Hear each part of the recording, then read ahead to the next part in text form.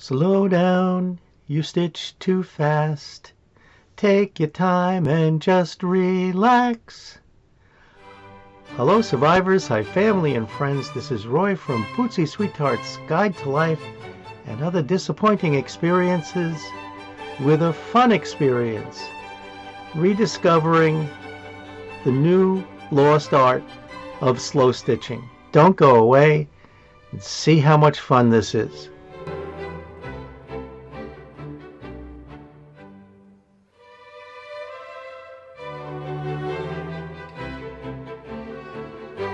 Slow stitching is fun.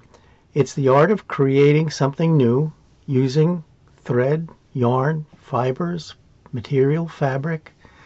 It is the opposite of mending. You're not fixing anything, you're making something new. And it's really all about the process, the journey. It's not about the final project, although that's important. And as you can see in my little sample here, I found this little birdhouse and on a piece of Christmas fabric, and it was a jumping off place for me to make this little scene using some couch fabric, some bits of fabric, some yarn, some thread, and some beads. And that's what slow stitching is all about. Being creative, getting into your artwork, forgetting about the day, and making something creative. Now, being creative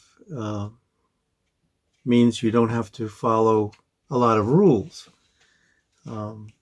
It's free-flowing, gets your mind away from whatever is distracting you. There's a fiber artist and quilter, Mark Lipinski, who is being called the father of the slow stitching movement, but really it isn't a new movement. It's been around forever, but he did start an organization called slowstitching.com, which is kind of interesting to see the philosophy behind slow stitching. And one of his quotes is, as you practice slow and intentional stitching, your life, your attitude, your creativity, your health, your spirituality, all of it will benefit as a result. And it does. Really, it's a great piece of therapy. In the old days, for us baby boomers, slow stitching, embroidery, crewel, counted cross stitch was more of a craft and skill rather than an art form in a way. And here's an example of one of my mother's, and this has got to go back to the 1940s. This is something you would buy either by mail order or in a fabric store. And it's iron-on transfers. And as you can see, it's backwards because you're going to iron on to the fabric. And the X's stand for stitches on cloth, linen, napkins, napkin weight material fabric. And here's the directions. I don't know if this is going to iron on, but it's really too precious for me to do that. Let's see, what is this one? This one, to a friend's house, the road is never long. Now, again, we baby boomers were very role model oriented.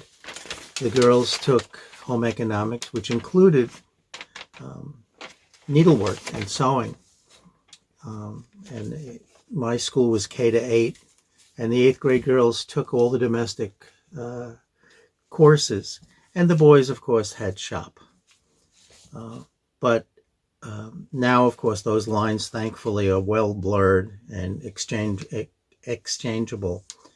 So getting back to slow stitching, here's a bag that I've shown before, and the slow stitching I've used on here, this is actually the daisy stitch, and I just tacked down my crochet flowers and leaves with just regular stitching. And then I decided to try to my hand at creating a little bumblebee. And this is the slow stitching piece of it. I just designed this bumblebee and see how it turned out. It's cute enough. I like it. And then I've shown this bag before. Whoopee, stuck. If you hear a bang, it's because it's stuck. And I put some slow stitching down when I tack down. This is the equivalent of couching. Oh, I have the automatic focus turned off. But it's that string of beads that's couched. Then I made these little flowery kind of buds. They have, no connection to reality. And I did some kind of blanket stitching on the pockets. Again, in the back, the same. And I would attribute the button tassels kind of to slow stitching in a way. So that's all fun and it's creative. But there are some of us who are more a little lean toward the right brain, and sometimes you want to have some exact kind of stitching. And for that, rather than use anything commercial, I said, let me take out some gingham and plaids. So I went into my gingham and plaid stash, picked out some, and decided to try, oh, goodness, little bits and pieces here, and decided to try my hand at just slow stitching, forgetting about it. You don't have to pay any attention. So I decided to make crosses in where the different colors go. Now, what is this good for? Well, it lets your mind get into the stitching. All I think about is the stitching. There are no rights, no wrongs.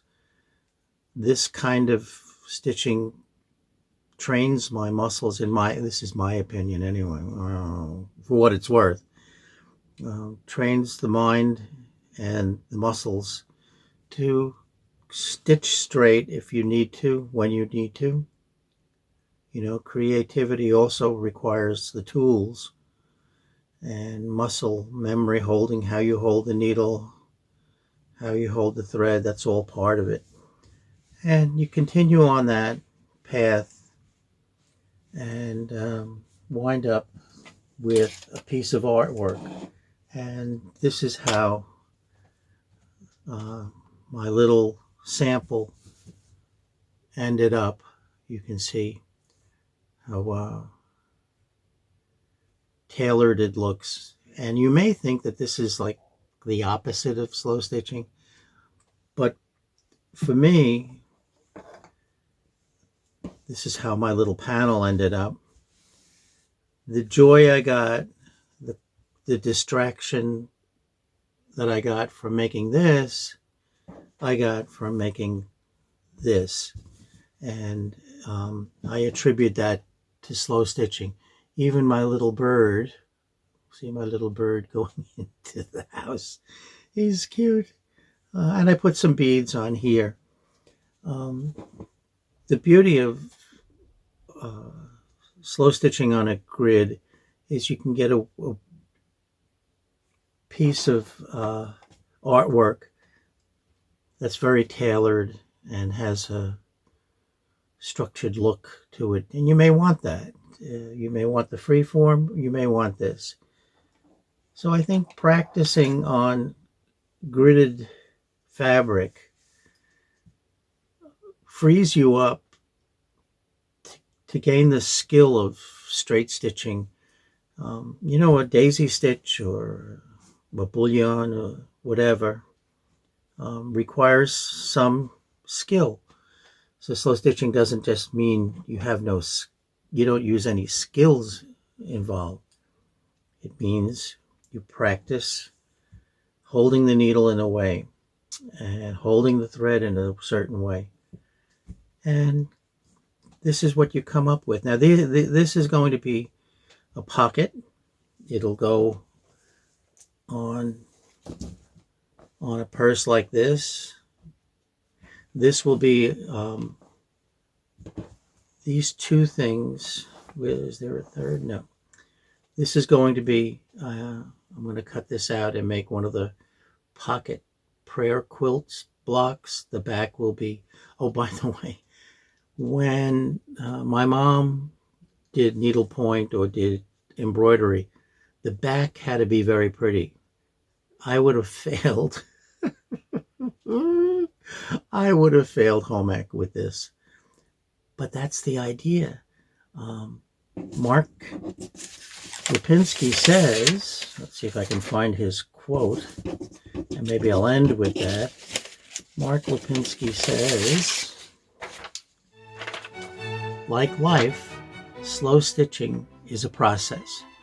You can't get an A in slow stitching any more than you can get an A in life. Do your best and keep at it.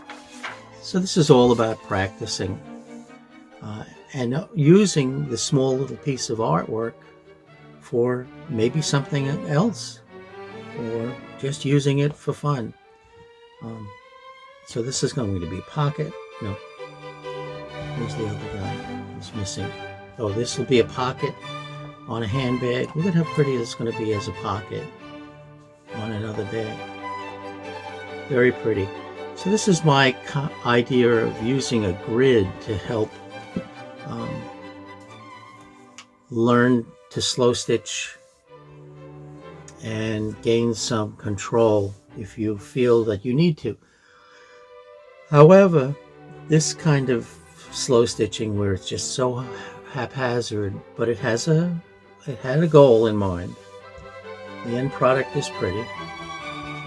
This is really the fun part of slow stitching. So that's some of my thoughts to begin with on slow stitching, and I'll have more as the projects come out of my head. I have some little tags and things that I want to show you at some point. So thank you very much for sticking with this disjointed video.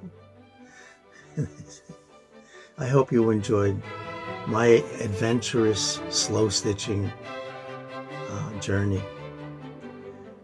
Thank you.